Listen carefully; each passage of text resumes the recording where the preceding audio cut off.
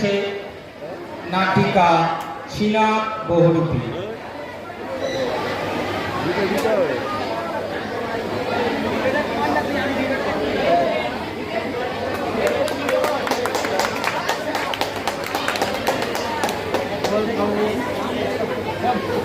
এগুলো বড্ড বদমায়েশ হয়েছে। পড়তে বসে খালি কথা বলে, বাইরে যাব, বিসি করব, থুতু ফেলবো, ছাড়বো, আরো কত।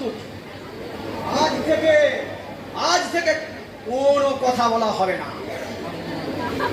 ওদের জ্বালায় আমার নিজের পড়াশোনা একেবারে ডকে উঠেছে। দুবার মাধ্যমিক পরীক্ষা দিয়েছি, পাস করতে পারি। এবারও যদি ফেল করি তাহলে এই সমাজে মুখ দেখাবো কেমন করে?